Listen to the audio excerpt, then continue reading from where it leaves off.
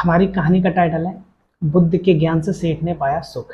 जो मैंने बताया था कि आपको क्लास के एंड में एक कहानी सुनाऊंगा।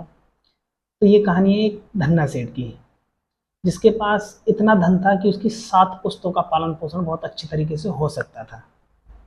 लेकिन उसका व्यापार चारों तरफ फैला हुआ था और उसका मन इतना अशांत रहता था कि वो हमेशा अपने चिंतित ही रहता था व्यापार को सोच के।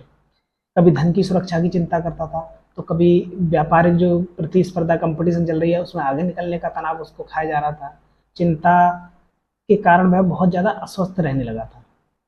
उसके मित्र ने उसकी ये ऐसी गिरती हुई दशा उसको देखा और उसने पूछा कि तुम इतने चिंतित क्यों रहते हो। उसने अपनी पूरी कहानी बताई कि मैं ऐसे ऐसे रहता हूँ चिंतित। तो उसके दोस्त ने उसको एक सलाह दी। उसने कहा कि तुम बुद्ध के पास चले जाओ, जो भगवान बुद्ध हैं उनके पास चले जाओ। उन्हीं के समय की कहानी है। तो सेठ ने कहा ठीक है चला जाता हूँ, क्योंकि बहुत ज़्यादा परेशान था। सेठ बुद्ध के पास पहुंचा और उसने अपनी सारी समस्या बुद्ध को बताई। बुद्ध ने उसे सांत्वना देते हुए कहा, तुम घबराओ मत, तुम्हारा कष्ट अवश्य दूर होगा। बस तुम यहाँ कुछ दिन रहकर ध्यान किया करो।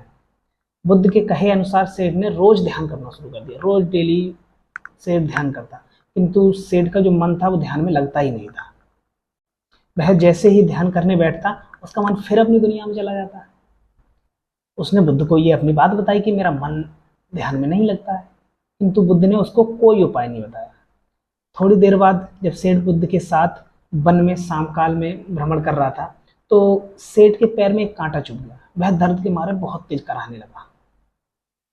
फिर बुद्ध ने कहा, बेहतर होगा कि तुम जी कड़ा करके, मतलब अपने मन को कठोर करके इस कांटे को निकाल दो, तब इस दर्द से तुम्हें मुक्ति मिल जाएगी। सेठ ने मन कड़ा किया और कांटा निकाल दिया। उसे थोड़ा सा चैन मिल गया। तब बुद्ध ने उसे समझाया, ऐसे ही लोभ, मोह, क्रोध, घमंड व देश के कांटे तुम्हारे मन में पड़े हैं।